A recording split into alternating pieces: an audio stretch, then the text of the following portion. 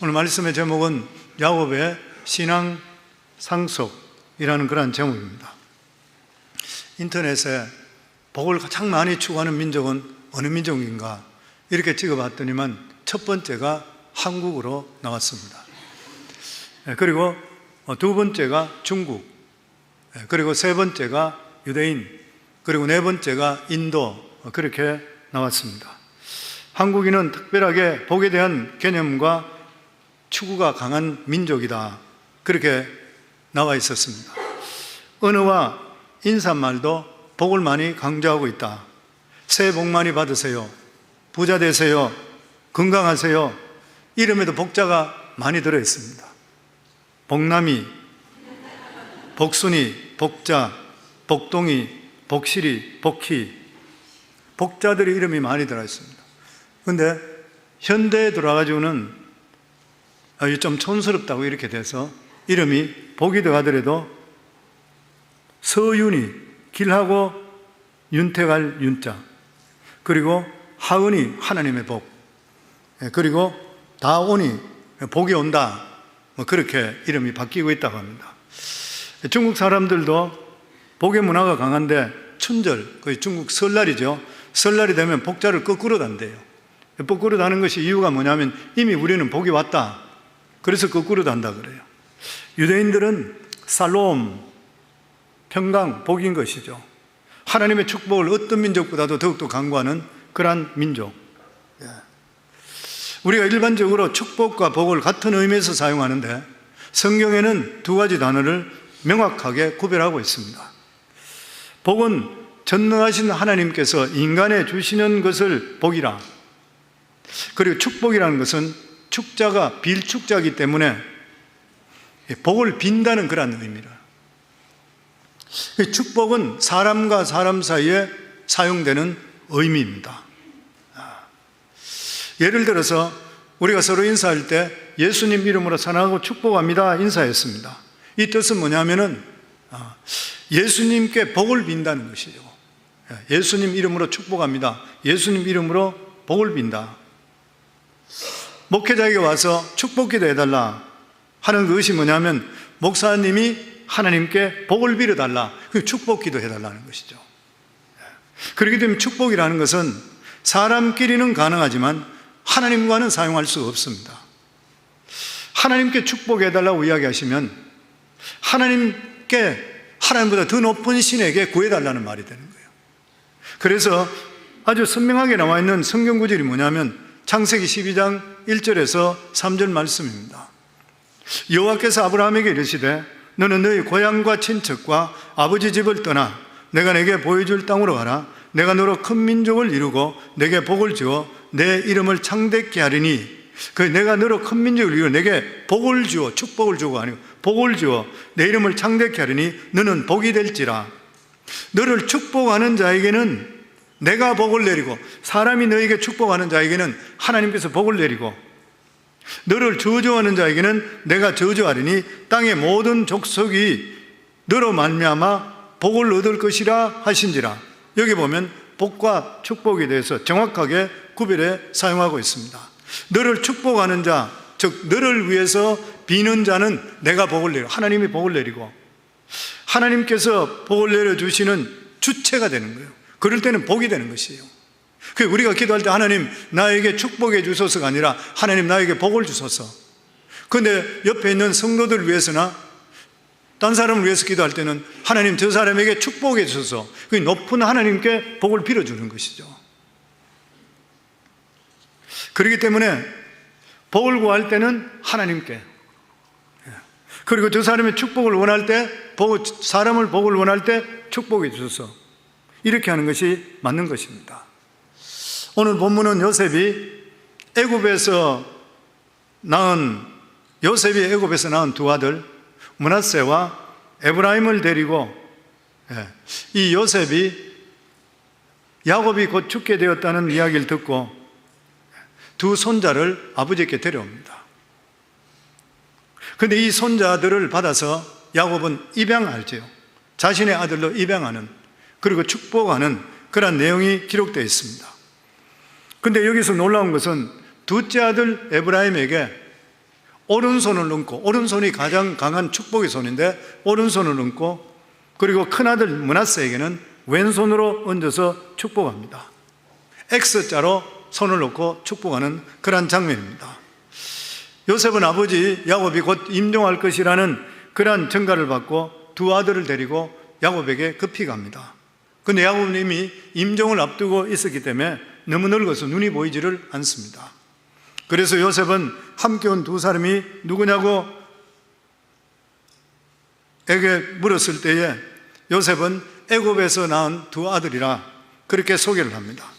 10절에 12절에 보면 이스라엘의 눈이 나이로 말미암아 어두워서 보지 못하더라.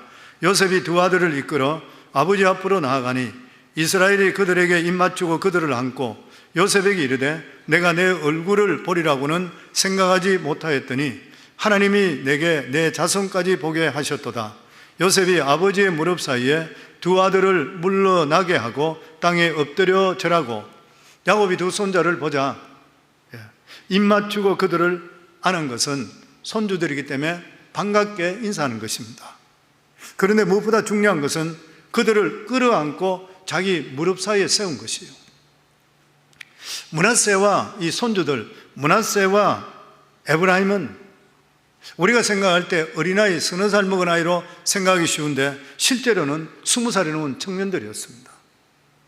그런데 이 다 큰 청년들을 자기 무릎 사이에 세운 것이에요.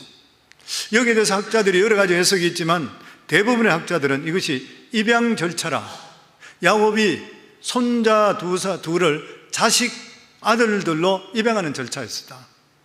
다시 말해서 야곱은 애굽에서 태어났고 애굽에서 자라서 아직 할례받지 못한 이방 손자들에게 입맞추고 그들을 무릎 사이에 세움으로써 진정한 이스라엘 자손으로 받아들이는 것이에요. 이것을 보고 나서 신약에서는 성령의 기름 부음과 같다. 아무리 교회 나온다 하더라도 성령의 인침이 있어야지 하나님의 백성이 되는 것이에요. 성령의 인침이 있어야지 하나님의 백성으로 입양되었다는 증거가 되는 것이에요. 성경에 보면은 예수 그리스도의 십자가 보혈의 피를 믿는 자마다 우리 모두 다 양자로 입양되었다 했습니다. 우리가 친자인 예수 그리스도를 죽이시고 우리들 대신 양자 삼아 주셨다 그랬어요. 이 양자로 입양되었다고 하는 것은 엄청난 축복입니다. 왜냐하면 양자로 입양되었다고 하는 것은 상속자가 되었다는 것이에요.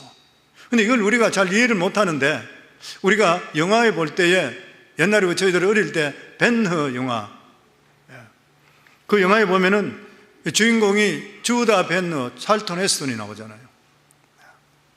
거기 보면은 노예로 잡혀 있다가 전쟁이 붙었는데 거기에서 전쟁에 배가 파손될 때에 그 사령관을 전쟁에 졌는 줄 알고 자살하려고 하는 사람을 구해주잖아요. 그래서 나중에 보니까 자기가 오히려 이겼던 것이에요. 그래서 이 사령관이 너무 감사해서 이 주다 벤허를 자기 양자로 삼잖아요. 크게 잔치를 베풀고, 로마에서 크게 큰 잔치를 베풀고, 그러면서 수많은 사람들 보는 앞에서 이 주다 벤허를 내 양자로 삼는다 하면서 표정을 뭐로 보였냐면 자기가 끼고 있던 반지를 빼서 그 아들에게 끼워줍니다. 근데 이것이 얼마나 중요하냐면은 이 반지를 끼워주면서 내 아들이라 하는 순간에 모든 위치가 아버지와 똑같이 올라가 버립니다. 노예에서 완전히 바뀌는 것이죠. 이것은 그 당시의 노예로서는 최고로 있을 수 없는 진짜로 최고의 명예인 거예요. 자기의 꿈들이고, 실제적으로 로마 시대 때에 철인 황제로 알려졌던 마르쿠스 아울렐리우스는 노예 중에서 양자되어서 황제가 됐던 사람입니다. 그래서 우리는 지금 이런 이야기를 들으면은 하나님의 양자됐다 하면 감이 잘 없어요. 근데 실제적으로 초대교회 성도들이 성경을 읽으면서 흥분했던 표현이 뭐냐면, 너희가 하나님의 자녀로 입양됐다 하는 것은 황제가 자녀가 됐다는 것과 마찬가지로 주다 벤허가 사령관의 아들이 되어서 원로원에서 높은 위치로 올라가는 깜짝 놀랄 일인 것이에요. 대단한 일인 것입니다. 그렇기 때문에 우리가 하나님의 자녀 되었다고 하는 것은 하나님의 성령의 인치심의 축복은 우리의 이름이 천국의 생명록에 기록됐다는 것이고 하나님의 모든 상속받을 수 있는 자격을 갖게 되었다고 하는 것이요.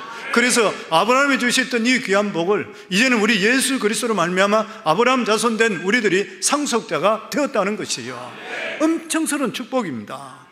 그렇기 때문에 이 세상에서 가장 큰 축복이 뭐예요? 택함의 축복이에요.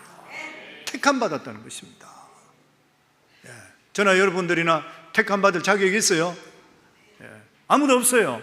그럼에도 불구하고 하나님이 우리를 택해 주셨다는 거예요. 이게 감격스러운 거예요. 근데 이걸 하나님께서 우리가 태어나기 전에 미리 보시고 우리를 택했다고 그랬어요. 시편 139편 16절에 보면 내 형질이 이루어지기 전에 주의 눈이 보셨으며 나를 위하여 정한 날이 하나도 되기 전에 주의 책에 다 기록이 되었나이다. 에브라임과 므낫세, 요셉의 이 두 아들은 자신의 의지와 상관없이 야곱에게 입양되어서 양자가 되었습니다. 이것은 구원과 똑같은 것입니다. 하나님께서 우리를 택해 주셨기 때문에 우리가 구원을 받은 것이요. 하나님께서 우리를 택해 주신 이유는 아무도 모릅니다. 알 수가 없는 것이죠. 그렇기 때문에 택함은 은혜인 것이고 신비인 것입니다. 우리가 어떻게 우리가 택함 받을 수 있습니까? 뭐를 보고 우리가 택함 받을 수 있어요? 그런데 우리가 수많은 사람, 똑똑한 사람, 지혜로운 사람, 뭐 여러 가지 능력 있는 사람 다 제쳐주고 우리를 택해 주는 거예요. 우리에게 천국의 소망을 주고 영원한 천국에 하나님의 자녀 삼아주는 놀라운 축복을 주신 거 신비잖아요. 신비인 것입니다. 그래서 성경을 그런 말이 있습니다. 성경 전체를 쥐어 짜보면 한 성경 한 구절이 나오는데 이게 뭐냐면은 요한복음 3장 16절이라 우리가 너무나 잘 아는 말씀 같이 읽도록 하겠습니다. 하나님의 세상을 이처럼 사랑하사 독생자를 주셨으니 이는 그를 믿는 자마다 멸망하지 않고 영생을 얻게 하려 하심이라. 이 구절을 한 단어로 만들면 뭐예요? 하나님의 사랑이잖아요. 하나님의 사랑입니다. 바로 죄인 되어 심판받아 지옥에 떨어질 수밖에 없는 우리들에게 하나님께서 하나님의 아들을 대신 십자가에 못 박아서 모든 죄에 대한 저주를 짊어지시고 죽이시고 우리를 양자 삼아주신 것, 이게 복음이잖아요. 이게 복음입니다. 이 복음이 무엇인 것이에요? 하나님의 사랑인 것이죠. 하나님께서 어쨌든 우리를 무조건적으로 사랑했대요. 그래서 로마서 5장 6절에 8절 우리 같이 한번 읽도록 하겠습니다. 우리가 아직 연약할 때에 기약대로 그리스도께서 경건하지 않는 자를 위하여 죽으셨도다. 의인을 위하여 죽는 자가 쉽지 않고 선인을 위하여 용감히 죽는 자가 혹 있거니와 우리가 아직 죄인 되었을 때 그리스도께서 우리를 위하여 죽으심으로 하나님께서 우리에 대한 자기의 사랑을 확정하셨느니라. 하나님께서 우리를 사랑하시어 죄 없는 아들 예수님을 십자가에 우리 대신 못 박았대요. 우리 대신 못 박았어요. 우리 대신 죄값을 치르게 하시고 그 죄값을 치렀다고 인정하셔서 영생을 우리에게 허락하신 것, 이게 복음입니다. 이게 복음이죠. 그래서 죄가 있는데도 불구하고 하늘나라 법으로 볼 때는 죄값이 치러졌다고 인정해서 칭의, 법적인 용어로 justification, 법적으로 이 사람은 죄가 없다 인정받게 되었는 것이에요. 감격이잖아요. 감사하죠. 표정이 너무 무덤덤해서 그래요. 예전에 저희 교회 선교대회 할 때에 주강사 중에 한 분으로 오셨던 김용희 선교사님, 그분 설교에 그런 말을 했습니다. 뭐 유명한 분이니까 수많은 교회 가서 복음 이야기를 하면은 대부분의 성도들의 표정이 무표정이래요. 특별히 모태신앙이 그렇대. 천지를 만드시고 운행하시고 진리 되시고 인자 되신 하나님께서 우리를 택하셔서 자기 아들을 대신 죽이시고 그 사랑을 받은 사람이 어떻게 십자가의 사랑을 들으면서도 무감각할 수 있느냐는 거예요. 우리가 실제적으로 택함을 받았고 구원받은 것을 알게 된다면 우리는 절대 그냥 있을 수 없습니다. 우리 삶에 반드시 반응이 있을 뿐만 아니라 변화의 역사 우리 삶 속에 일어나야 돼요. 이게 진짜 믿는 사람이에요. 그게 아니라 그러면 지식적으로 믿든지 착각 속에 믿는 거예요. 한경남도 흥원군 사모라는 동네에 김성명 장로라는 분이 있었습니다. 오래된 이야기입니다. 그런데 이분이 너무 유명해서 김성명 장로를 모르면은 예수 흠믿는다고 할 정도로 유명한 분입니다. 3살에 아버지를 잃고 5살에 어머니를 잃게 됩니다. 그리고 큰아버지 집에 더부살이 하는데 어느 날 큰아버지가 불러서 성명아, 밥 먹고 잠재워 주는 거는 내가 해주는데 네 힘으로 한 미천 벌어서 자수성가해라. 그거는 내가 못 도와준다. 그래서 그는 그때부터 10리, 20리, 30리 등짐을 지고 걸어가면서 이 장터 저 장터 다니면서 장사하기를 시작했습니다. 근데 그를 몰라서 장부에다가 세목걸, 네목걸, 동그라미 가입표 그래서 숫자를 기록했는데 동네 아이들이 보니까 숫자를 자기 마음대로 이야기하고 한자도 잘 이야기하는 걸 보고 나서 아이들에게 사탕을 사주면서 천자문을 배우기 시작했고 나중에는 한글까지 배웠습니다. 김이는 흉년시에 접사를 가지고 만주에 드나들면서 장사하다 큰 돈을 벌게 되고 그리고 부산과 일본을 드나들면서 어물과 비단 장사하다가 부르는 게 값이랄 정도로 엄청난 부를 누리게 됩니다. 그래서 삼호면 일대 자기 있는 고향 땅을 다 사게 돼요. 집도 99칸까지 기와집을 짓고 4년째 사립학교까지 세웠습니다. 일제시대이기 때문에 일본 사람이 통치할 때에 그는 면장이 되었고 평위원이 되었는데 그때 복음이 이 동네에 들어왔습니다. 캐나다 선교사 맥도날드, 한국 이름으로 도유림 씨가 교회를 세웠는데 거기에 담임 목사를 세운 사람이 한원칠 목사가 담임으로 부임했답니다. 이때 이 3호 동네에 교회가 세워졌는데 김성명 씨의 오촌 조카가 예수를 믿게 되는데 이 오촌 조카는 자기가 면장으로 있는 곳에 면석이라 그 예수 믿는다고 해서 면석에서 파면에 쫓아내버리는 거예요. 그런데 이 오촌 조카는 은혜를 받고 나서 있으니까 그 선교사님이 신학교 보내가지고 목회자 만들려고 했는 거예요. 그러니까 이 김면장은 더욱더 발악할 듯이 핍박을 하기 시작하고 예배를 못 드리게 하고 이 동네에서는 못 드린다 그러고 난리가 치기가 할 수 없이 예배당을 크게 두고 아랫동로로 내려갈 수밖에 없었고 그곳에 예배당을 다시 새로 짓게 됩니다. 그런데 헌당식 할 때에 이 사람이 김성명 씨가 면장에 서기 때문에 유지들이 다 오니까 초청장을 보냈어요. 그 이 사람이 자기가 유지라 가지 않을 수가 없으니까 그곳에 갔습니다. 그런데 예배 중에서 기도할 때에 이 자기 오촌 조카가 전도사가 됐는데 전도사가 거기서 마음으로 하는 게 기도하기를 하나님 저 면장 기세를 좀 꺾어주고 하나님 제발 손 좀 봐주세요. 성경 기도는 손봐라 기도해도 괜찮습니다. 얼굴 면전이 되고 이야기하면 안 되지만 얼마든지 하나님 당에 돼요. 그래 기도했는데 선교사가 설교하면서 무슨 설교를 하면은 땅에다가 보물을 쌓지 말고 영원한 하늘에 보물을 쌓아두라 이렇게 설교하고 있을 때에 갑자기 마음을 이 사람 두드린 거죠. 성령께 두드린 거죠.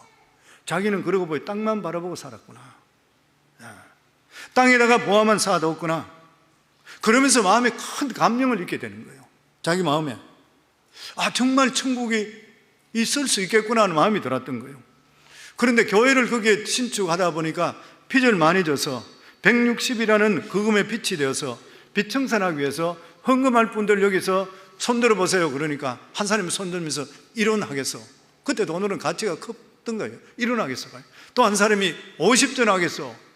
자기가 가만히 들으니까 이래가 언제 빚 갚겠네 생각해서 자기가 벌떡 일어나면 80은 하겠어. 그랬대. 반을 하겠다 그래요. 아마 지금으로 따지는 것 같으면 8만 불이나 80만 불 정도 되겠죠. 사람들이 깜짝 놀랐는 거예요. 그러니까 목사님이 너무 감격받아가지고 거기다 너무 감사하다고 해서 앉으라 그래서 축복기도 하는 거예요. 이 사람이 이제 교회 왔는데 그렇게 너무 감사합니다 축복기도 하는데 갑자기 마음에 눈물이 자기 떨어지고 눈물이 막 나기 시작해. 그러니까 자기가 있을 수 없어 번뜩 일어나가 나머지 80은 다 하겠다 그래서 160은 이 사람 다 하게 되는 거예요. 그럴 때 오늘 이 자리에서 예수 믿는 사람 그 자리에 일어나라 했는데 그 자리에서 예수를 믿겠다고 일어났습니다. 이 사람이 하나님이 아시는 거죠. 그런데 이 사람이 예수를 믿기로 작정하고 집으로 돌아가서 그동안에 이 부자니까 술을 몇 독씩 담가서 술을 항상 먹고 사람들을 불러서 살던 그런 사람이에요. 술 먹는 사람들, 불신자들, 같이 어울린 사람 다 부르는 거예요. 그리고 마지막 술잔치를 하고 대접한 후에 그 자리에서 나는 술과 담배 끊습니다. 다 끊어버립니다. 그리고 나서 자기가 면에서 면석이들 중에 전도해서 예수 안 믿으면 파면시키겠다 그래. 요즘은 말이 안 되겠지만 그때는 그런 게 되는가 봐요. 그래서 예수 믿게 되고 수많은 소장농들 다 불러가지고 그들에게 전도해서 예수 믿게 되고, 그리고 달구지 끌고 가서 함흥에 가서 성경 찬송가를 사다가 나눠주고, 그리고 이 사람이 돈도 많고 부자니까 첩이 3명이 있었대요. 근데 자기가 은혜 받고 나니까 이래 살아서 안 되겠다는 거예요. 그래서 3명 첩도 모두 다 돈을 줘서 다 딴 데로 보내버리고 그 첩들이 살던 집을 교회 전도사들이 소유으로 내놨어요. 그리고 무엇보다도 일본서 유학에서 돌아온 맏아들이 돌아왔을 때에 그 아들 오라 그러고 안방문을 들어오고 안방문을 걸어 잠가 버립니다. 이 아버지가. 그러면서 예수 안 믿으면 나하고 같이 굶어 죽자 이 자리에서. 대단하죠? 저는 멋지다 생각합니다. 이런 마음이 있어야 안 돼요. 진짜 예수를 믿는다 그러면, 정말 예수가 있고 천국과 지옥이 있다고 믿는다 그런 것 같으면 내 자식이 예수 안 믿는데도 불구하고 그것을 덤덤히 지낼 수 있겠습니까? 이 아버지 진짜 멋진 사람이에요. 문고리 잠그고 너가 오늘 나하고 같이 죽자. 예수 안 믿으면. 제가 아들이 믿고 싶은 믿음보다 죽기 싫어 어쨌든 믿게 돼요. 이 아들도 거기서 믿게 됩니다. 그리고 나서 이 재산을 정리할 때에 첫째 아들과 셋째 아들에게 재산을 제일 많이 줍니다. 왜냐하면 첫째 아들은 장자이고 그리고 셋째 아들은 목사가 됐습니다. 목사이기 때문에 가난하게 살 것이니까 재산이 있어야 된다 해서 많이 나눠줬습니다. 그 셋째 아들을 하나님께 바친 이유가 뭐냐니까 생선 토막 가운데 중간 토막이 제일 좋대. 5형제가 있는데 그 중에 셋째 아들이 중간이래요. 그래서 하나님께 드리는 마음으로 하나님께 드렸고, 그 아들 이름이 김형도 목사, 이승만 대통령 때에 2톤 신임을 받던 초대 군종 감을 지냈습니다. 그리고 넷째 아들은 집사로 6.25 때 전쟁에 순교했고, 그리고 다섯째는 김형차 장로로 일반 와세대학 나와서 그리고 성남교회 장로를 지냈다 그래요. 이렇게 김성명 장로는 50세 때 헌당식에 참석했다가 은혜 받고, 그 이후부터는 보이는 물질이나 잠시 안개같이 없어지는 세상에 소망 두지 않고 자식도 물질도 다 천국을 위해 쌓았다는 거예요. 그리고 나서 하나님의 부르심을 받았습니다. 멋지잖아요. 50에 예수 믿는데도 불구하고. 성경은 그래서 무슨 말이에요? 선택받은 자, 하나님을 실제적으로 만난 자, 그리고 실제적으로 믿는 자는 절대로 평범하게 못 삽니다. 평범하게 살 수가 없는 것이죠. 하나님의 사랑을 입은 자가 어떻게 술에 물 탄 듯이 그냥 탈 수 있어요? 어떻게 세상 사람과 같이 어울릴 수 있고 같이 생각하고 살아갈 수 있어요? 절대 그럴 수 없습니다. 예수님께서 말세지 말이 어떻게 된다 그랬어요? 라오디게오 교회가 말세 교회가 너무나도 같다는 것을 말씀하실 때 어땠어요? 내가 내 행위를 아노니 내가 차지도 아니하고 뜨겁지도 아니하도다. 이게 오늘날 우리 믿는 자들의 모양인 것이에요. 차지도 않고 뜨겁지도 않대. 내가 차든지 뜨겁든지 하기를 원하노라. 내가 이같이 미지근하여 뜨겁지도 아니하고 차지도 아니하니 내 입에서 너를 토해버리리라. 예수 믿는 사람은 적당히 믿고 왔다 갔다 하는 게 정상이 절대 될 수가 없어요. 예수 믿는 사람은 성령의 뜨거운 것이 내 속에 돌아가기 때문에 내 속에는 불이 나야 되는 것이고, 내 옆에 있는 사람도 불이 증거될 수가 있어야 돼요. 내 옆에 있는 사람도 뜨거움을 느낄 수가 있어야 되는 것이에요. 보면 이게 정상이라는 거예요. 정상이 아닌 것을 정상같이 사람들은 살아가고 있는 것이에요. 보면 하나님께서는 택하셨다고 해도 어떤 반응을 보이냐가 중요한 것입니다. 반응에 따라서 축복의 사람이 될 수도 있고 그렇지 않을 수도 있는 것이에요. 우리가 알고 있는 사울 왕은 택함을 받았지만 인본주의자였습니다. 처음에는 겸손했지만 나중에 교만했습니다. 결국 택함을 받아서 초대 이스라엘의 왕이 된데도 불구하고 나중에는 비참한 최후를 맞이하고 그 자손들도 다 망해버렸습니다. 삼손도 마찬가지잖아요. 나시린으로 택함을 받았습니다. 그런데 거룩한 이스라엘의 사사가 되었던 것이요, 그러나 그는 하나님이 주셨던 이러한 역발산의 힘을 가지고 여자에게 빠지는 바람에 눈알이 다 빠져버렸고 나중에 비참하게 죽게 되었던 것이요. 다윗도 마찬가지로 택함을 받고 실수는 있었지만 그는 한 번도 하나님을 떠나지를 않았습니다. 결과적으로 하나님 마음에 합한 자가 되었고 그 후손을 통해 메시아가 태어나고 인류가 구원받는 이런 구원의 혈통을 이루게 되었던 것이요. 하나님께서 이스라엘 백성들을 택한 이유, 하나님 백성을 택한 이유는 목적이 오직 한 가지입니다. 그것이 무엇인 것이요? 온 천지를 창조하신 유일하신 하나님의 살아계심을 증거하기 위해서인 것이요. 나 같은 자도 이렇게 변화됐다, 하나님은 살아계시다, 증거하기 위해서인 거예요. 그래서 이스라엘 백성의 존재 이유는 하나님을 증거하기 위해서입니다. 만약에 하나님을 증거하는 것이 그들이 얻게 되면 존재할 이유가 없어지는 것이요. 이 이스라엘 백성들이 망했던 이유가 됐어요. 하나님을 증거해야 되는데 우상 숭배하니까 그들이 있을 존재 이유가 없는 거예요. 그러니까 싹 다 망해버렸던 것이요. 우리도 마찬가지인 것입니다. 택함받은 우리는 우리 존재 목적이 뭐냐면 오직 하나님을 나타내는 것이요. 그래서 그 말이잖아요. 우리가 하나님이 일하면 하나님이 내려 주신다고. 내 살아가는 삶 속에 하나님을 높이면 하나님께서 나를 높여주시게 되어 있는 거예요. 아멘. 아무리 세상이 우리를 욕하고 인정하지 않더라도 우리는 하나님 믿는 믿음으로 살아가야 돼요. 다른 사람이 아무리 세상적으로 성공하고 그리고 출세하고 돈을 많이 벌어들여도 우리는 그들을 부러워하고 따라갈 수가 없는 것이에요. 왜냐하면 예수 십자가로 구원받은 우리는 하나님을 부정하는 그 순간에 존재 이유가 없어지기 때문에 그렇습니다. 아멘. 그렇기 때문에 우리들은 매일매일 살아가는 삶 속에 내가 구원받았다 하더라도 내가 죄와 타협하고 살 것인가 아니면 어렵게 살 것인가 결단해야 돼요. 요셉을 보세요. 그런 어려운 형광이 있는데도 불구하고 그는 그 유혹에서 빠져나오잖아요, 보면. 그렇기 때문에 구원받은 우리들이 얼마나 하나님의 은혜 속에 깊이 들어갈 것인가 안 들어갈 것인가 우리의 선택이 달려있어요. 죄를 용서받고 난 다음에 우리가 의롭게 살 것인가 죄의 타협에 살 것인가 역시 우리가 결단하며 살아야 돼요. 신령한 삶을 살 것인가 쾌락에 젖은 삶을 살 것인가. 구원은 하나님의 절대적인 주권에 의한 예정이지만 구원받은 우리들은 하나님의 뜻에 따라 신령하게 살 것인가 헌신적으로 살 것인가 아닌지는 우리 선택에 달려 있습니다. 때문에 우리의 행동에 대해서 나중에 책임을 지고 심판을 받아야 되는 것이에요. 지금 내가 하는 일이 의롭지 못한 일입니까? 하나님께서 기뻐하지 못한 직업을 가지고 있습니까? 그렇다면 남편이 올바른 일을 못하게 된다면 부인이 우리 굶어 죽더라도 믿음적으로 삽시다, 남편 붙들어야 돼요. 없더라도 우리는 하나님 기뻐하는 대로 삽시다, 이렇게 잡아줄 수가 있어야 돼요. 그래 되면 그 집은 복을 받습니다.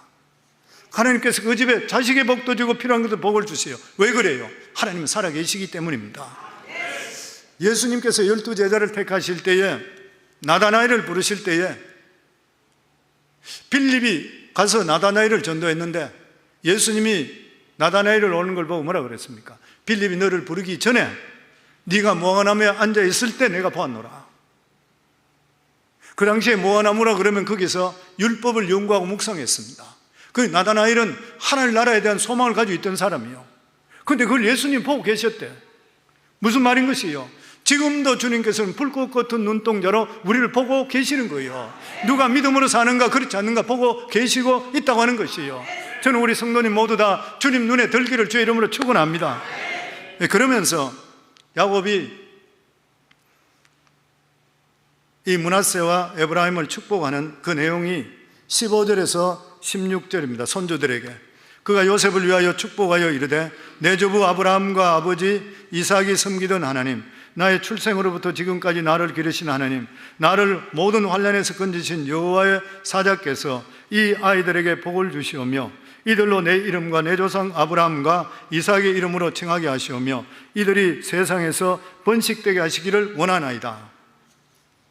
할아버지가 손주들에게 복을 주는 그런 축복의 내용입니다.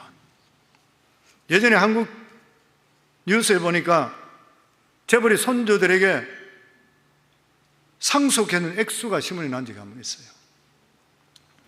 12살 미만의 아이로서 최고로 상속 많은 부자가 누구냐 하니까 GS 에너지 부사장의 차남인데 12살이 안 됐는데 155억을 받았다 그래요. 원래 1위가 장남이, 그 집에 장남이 430억이었었는데 13살이 되어서 12살 미만 아이로서는 동생이 가지게 됐다 그래요.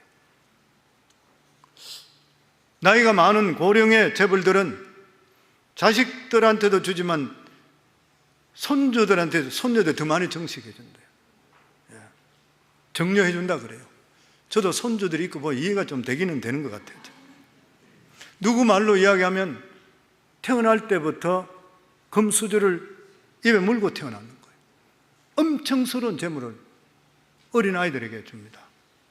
그런데 야곱은 굉장히 거부였습니다. 돈이 굉장히 많았던 사람이에요. 아브라함의 하나님, 이삭의 하나님, 야곱의 하나님을 통해서 거부드립니다. 다가 대단했던 것이죠. 그런데 이 야곱이 요셉의 두 아들에게 축복한 것은 재산 상속이 아닌 것이에요.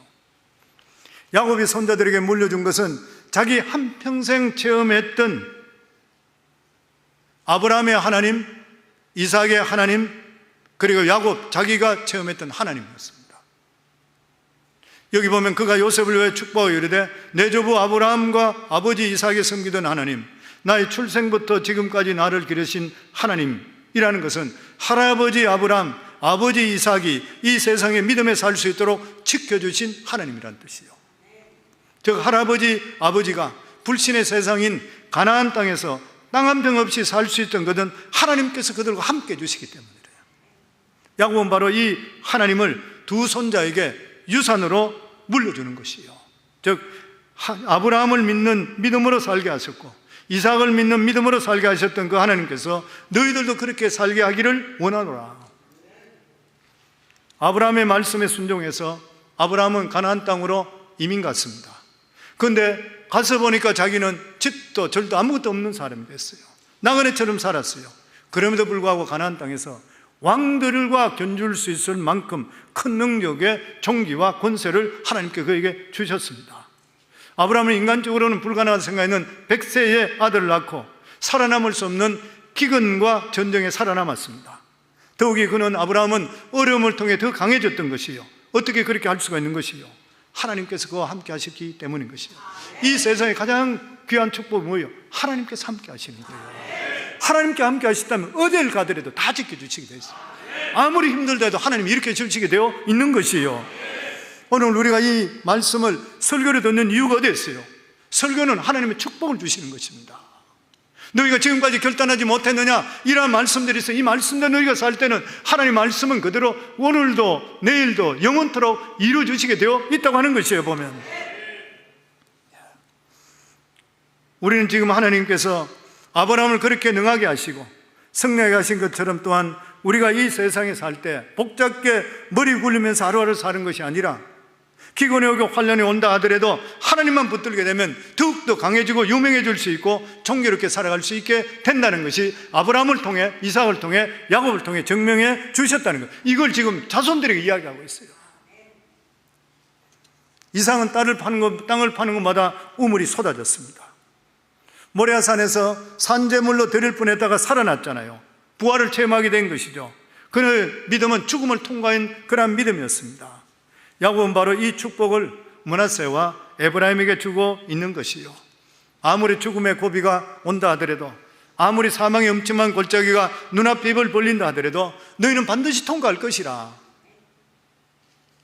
왜냐하면 아브라함의 하나님, 이삭을 죽음에서 건져주신 하나님, 너희들을 살려줄 것이라. 바로 능력의 하나님, 이 하나님을 너희에게 준다, 그 말씀인 거예요. 하나님께서는 오늘도 우리에게 똑같은 약속을 우리에게 주시고 있는 것입니다. 하나님께서는 우리에게 많은 돈이나 재산을 주기보다는 능력 대신 자신을 주기를 원하는 것이에요. 그렇기 때문에 어떤 것보다도 우리는 예수 그리스도 중심 여호와 신앙 갖기를 주 이름으로 축원합니다. 우리를 죽음에서도 건져주시고 우리의 영원한 소망도 주실 뿐만 아니라 이 세상을 살아갈 수 있는 능력을 주시는 분은 바로 하나님이시고 지켜주시는 분도 여호와 하나님이신 거예요. 그러면서 야곱은 자기가 체험한 하나님을 아들에게 이렇게 이야기합니다. 나의 출생부터 지금까지 나를 기르신 하나님. 야곱이 체험한 하나님은 무엇인 거예요?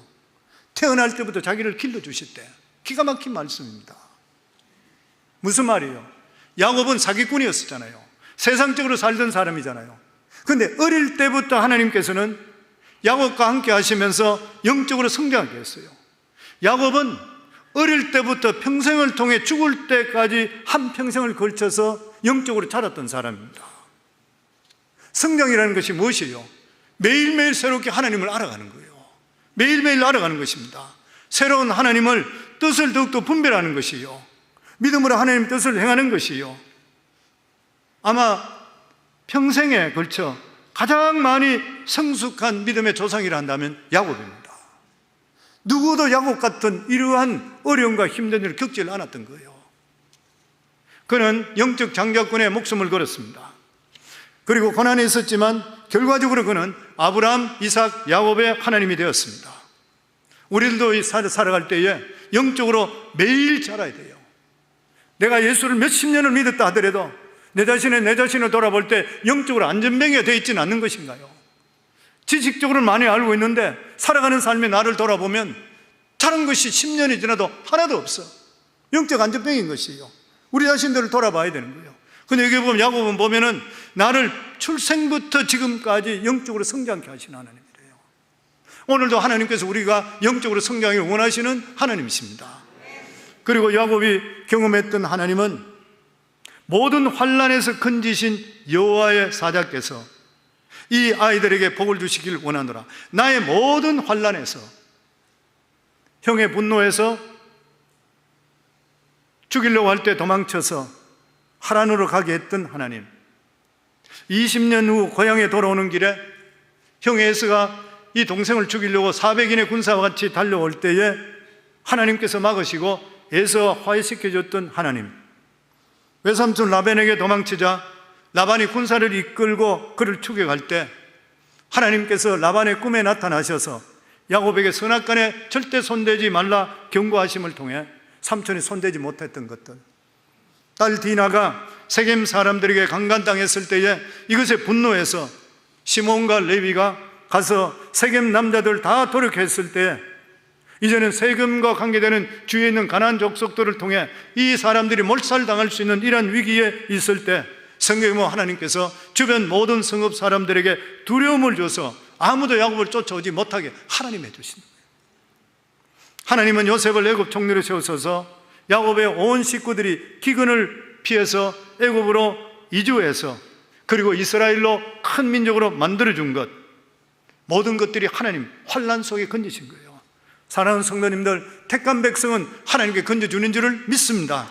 예수님께서 그렇게 말씀하며 요한복음 16장 33절에 이것을 너희에게 이르는 것은 내가 너희로 내 안에서 평안을 누리게 하려, 우리 같이 읽도록 하지요. 이것을 너희에게 이르는 것은 너희로 내 안에서 평안을 누리게 하려 함이라. 세상에서는 너희가 환난을 당하나 담대하라, 내가 세상을 이겼노라. 누가 이겼다고요? 주님이 이기셨다는 거예요. 아멘. 지금 이 말씀은 주님께 십자가 지시기 전에 마지막 고별의 결론적인 부분입니다. 결론적인 부분이죠. 내가 세상을 이겼노라, 십자가를 두고 말씀합니다. 예수님은 죄를 이기셨고 죽음을 이기셨고 악한 영들을 이기셨습니다.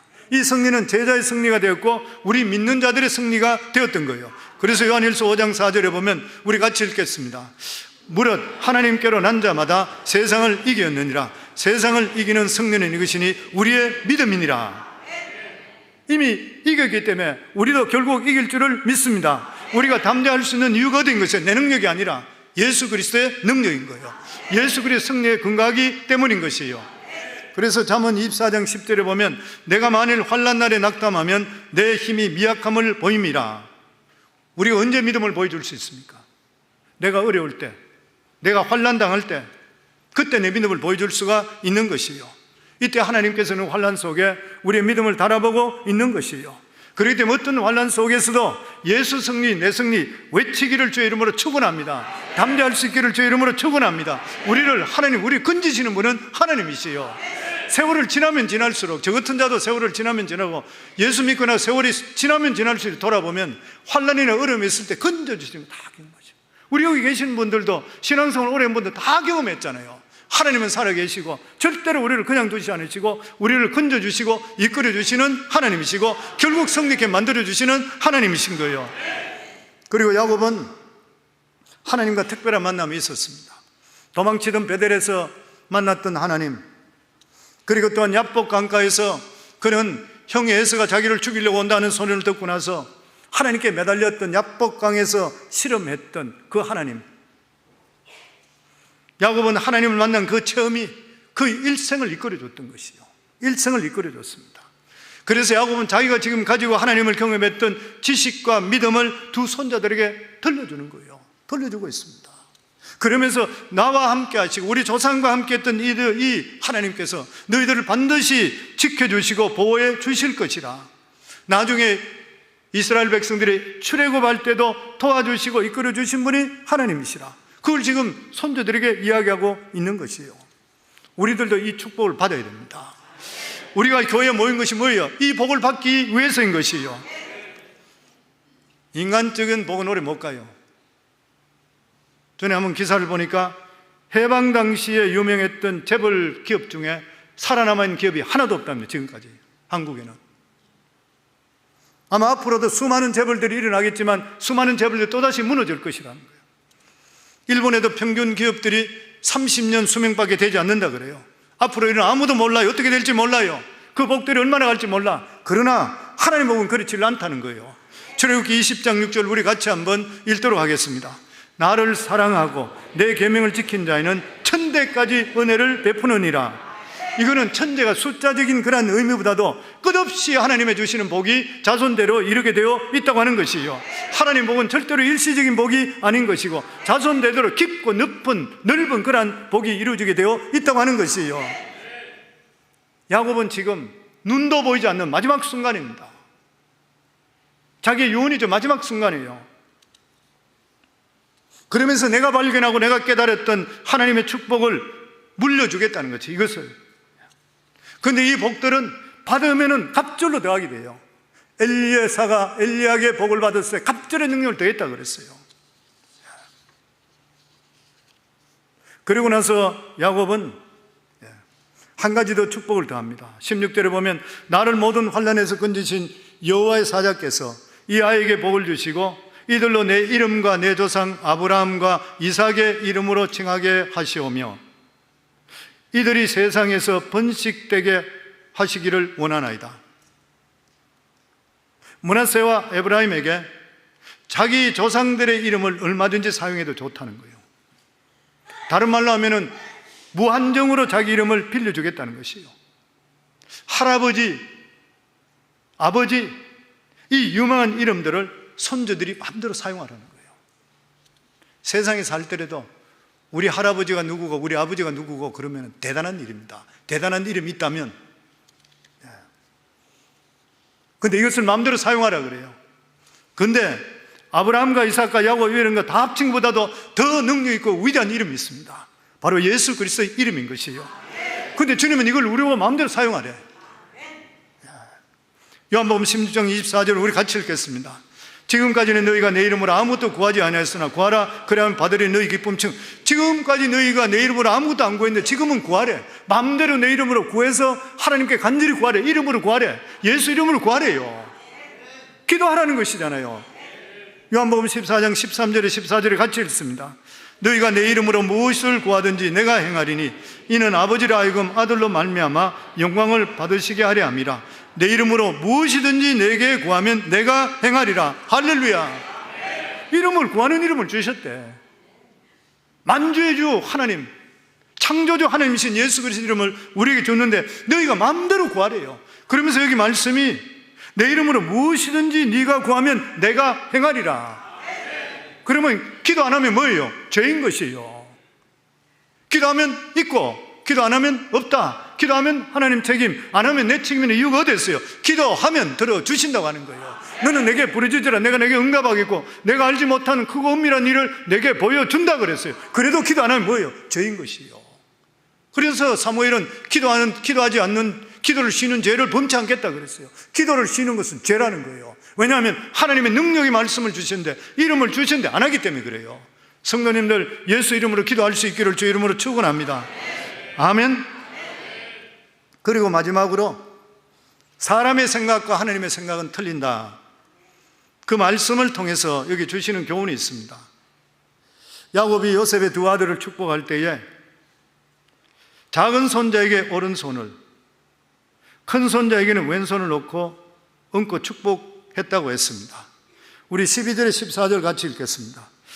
요셉이 아버지의 무릎 사이에서 두 아들을 물러나게 하고 땅에 엎드려 절하고 오른손으로는 에브라임을 이스라엘의 왼손을 향하게 하고 왼손으로는 므낫세를 이스라엘의 오른손을 향하게 하여 이끌어 그에게 가까이 나아가매 이스라엘이 오른손을 펴서 차남 에브라임의 머리에 얹고 왼손을 펴서 므낫세의 머리에 얹으니 므낫세는 장자라도 팔을 엇받고 얹었더라. 무슨 말이냐면은 아들 둘을, 손주 둘을 축복하는데 요셉이 데려왔는데 므낫세가 큰 아들이에요.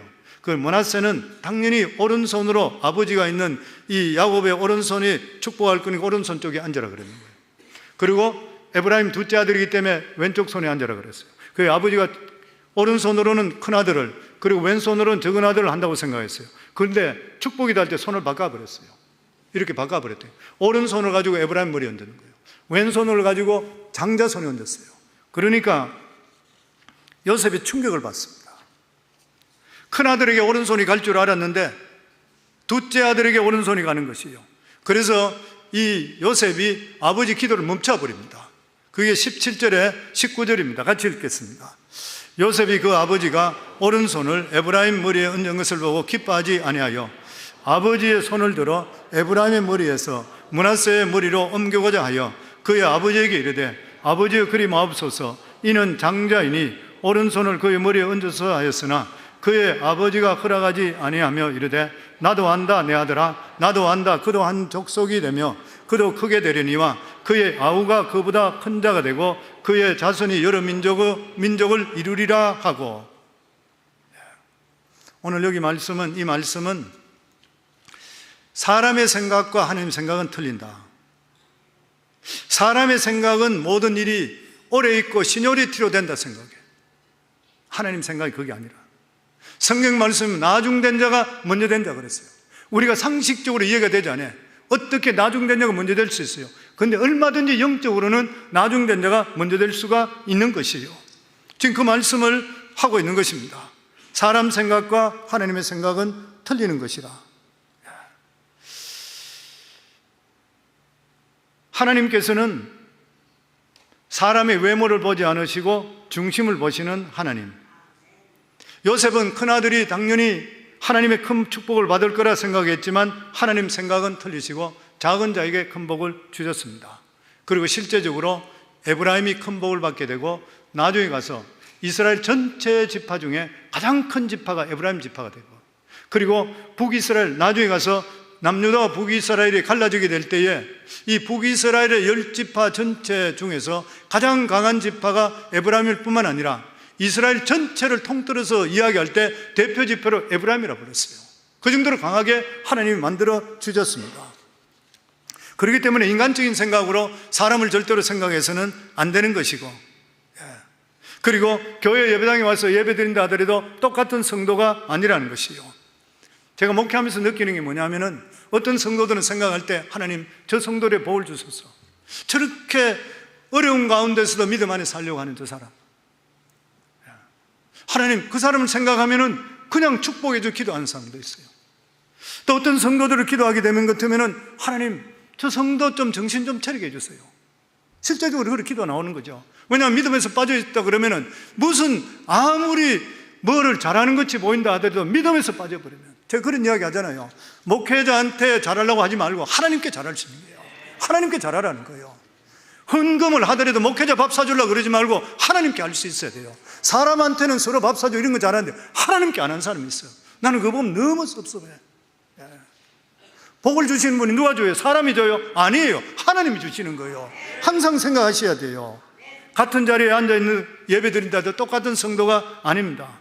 성도들 중에서도 오른손이 있고 왼손이 있어요. 보면은 어떤 사람은 주일날 나오기 전부터 기도를 준비하고 눈물로서 예배를 준비하는 그런 사람이 있습니다. 믿음으로 애서는 일한 사람, 간절히 일한 사람, 이런 사람은 정말 간절한 마음으로 기도해 줄 수 있는 그런 사람이죠.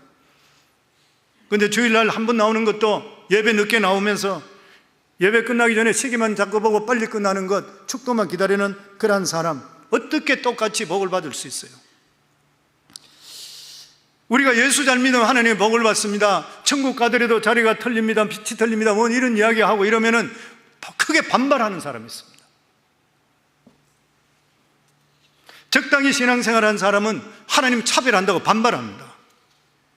사랑이 많으시고 공평하신 하나님께서 어떻게 차별할 수 있냐 이렇게 이야기해요. 그런데 사실 믿음으로 열심히 사는 사람과 적당히 믿음 생활하는 사람과 같은 복을 주신다면 그 하나님은 공평한 하나님이 절대로 될 수 없습니다. 구원은 누구나 공평한 은혜 속에 받을 수 있지만 상급이나 축복은 차별로 받는 거예요. 어떤 사람은 전심으로 하나님께 예배드리고 모든 목표를 하나님께 주는 사람이 있는데, 어떤 사람은 그냥 주일만 되면 적당히 왔다 가버리고 아무 헌신도 안 하는 사람을 똑같이 복을 받는 하나님, 절대로 공평한 하나님 말이죠. 될 수가 없는 일인 것이죠. 하나님 그런 하나님 아니세요. 하나님께서 이렇게 차별해서 축복을 주시는 그런 이유가 뭐냐면은, 강한 자는 자기 자신을 더욱더 경계하고 겸손하게 하기 위해서, 언제 나중될지 모르기 때문에, 약한 자는 격려해서 자신감과 확신을 더 주기 위해서. 그래서 우리 삶은 한시라도 저희 삶을 그냥 적당히 내려놓을 수가 없는 것이요, 주님 앞에 설 때까지. 오늘 하나님께 우리에게 주시는 교훈이 몇 가지 있습니다. 첫 번째, 말씀드린 대로 선택받은 자는 절대로 평범하게 살 수 없습니다. 살 수가 없는 거죠. 어떻게 평범하게 같이 살 수 있어요? 어떻게 세상 사는 건 내가 똑같이 살 수 있어요? 하나님의 성령 인침이 있는데, 하나님을 경험했는데 내가 어떻게 적당히 살아갈 수 있어요? 그리고 둘째로는 후손에게 재물을 주는 것이 아니라 신앙의 유산을 남겨야 돼요. 믿지 않는 자녀가 있다면, 주위에 사람들이 있다면 문고리 잠그고 김성명 장로같이 너 죽고 내 살자 뭐 이런 식으로라도, 말이 좀 바뀌었지만 내 죽고 같이 죽자 그래야 되죠. 내가 알고 했어요. 어쨌든 그런 마음 가지는 게 중요합니다.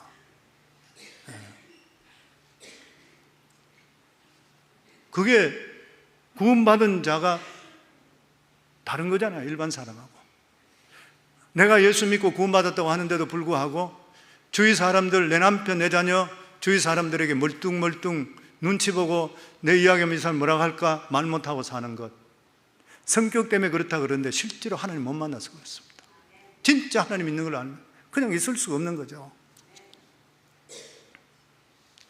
그리고 무엇보다도 하나님께서 나에게 하셨던 일, 만약에 모태신앙으로 태어난 분이라면 하나님께서 우리 아버지, 우리 할아버지 하셨던 그런 일, 나에게 하셨던 야곱과 똑같이요, 같이 하셨던 그 일을 자녀들에게 간접적으로 전해야 되는 거예요. 계속적으로 전해야 돼요. 가정 예배 드리면서 뭐 하는 것이에요? 성경 읽고 해설하는 것이 아니고 하나님께서 우리 가정에 하셨던 일들을 이야기해 줘야 돼요, 아이들에게. 하나님이 우리가 어려울 때 이런 일을 해주셨다, 그때 우리가 기도할 때 이렇게 해주셨다, 하나님 진짜 살아계셔, 너희들도 어려울 때마다 하나님께 기도해야 돼, 이거 계속 이야기해야 돼. 이게 지금 야곱이 하는 이야기, 이 믿음의 상속이잖아요. 지금 계속적으로 그렇게 이야기하고 있는 것이에요. 그리고 하나님의 이 축복은 반드시 계승됩니다. 이걸 놓쳐서는 절대로 안 되는 것이에요. 그리고 우리는 영적으로 매일 자라야 됩니다. 매일 자라야 되는 것이에요. 영적으로 절대로 안전뱅이가 돼서 안 돼요. 10년 전이나 20년 전이나 신앙이 똑같다는 것은 부끄러운 일인 것이에요. 야곱은 어릴 때부터 마지막 순간까지 하나님께 그 신앙을 자라게 해주셨다 그랬습니다. 옛날에 그런 말이 들은 적이 있죠. 흘러간 물로서는 물레방아를 돌릴 수 없다는 것. 참 생각할 문제고, 저는 참 가슴을 찌르는 이야기를 생각합니다. 신앙생활을 오래 했는데 과거에 내 하는 역사했던 하나님만 이야기하고 지금 역사하는 하나님을 이야기할 수 없다면 흘러간 물밖에 더 될 수 있습니까? 흘러간 물로서는 물레방아 절대 안 돈대요. 지금 물이 넘쳐야 되고, 지금 물레방아 돌아야 되는 것이요, 지금 성령 충만해야 되는 것이요. 사랑하는 성도님 모두 다 오늘 여기 주시는 말씀대로 평범하게 살지 마세요. 우리는 평범하게 살려고 부름받은 거 아닌 것이요, 믿음으로 사셔야 돼요. 그리고 우리가 옳지 않는 일은 바로 일어설 수 있어야 되고, 믿음이 아닌 것은 믿음으로 하지 않는 건 다 죄라고 그랬잖아요. 그리고 후손들에게 재물이 아니라 신앙의 유산을 남기고 하나님 하셨던 일을 전하셔야 되고, 그리고 일평생 매일 자라게 해달라고 하나님께 간절히 기도하고 영적으로 충만해서 정말 야곱과 같이 이러한 믿음의 유산을 남길 수 있기를 주의 이름으로 축원합니다.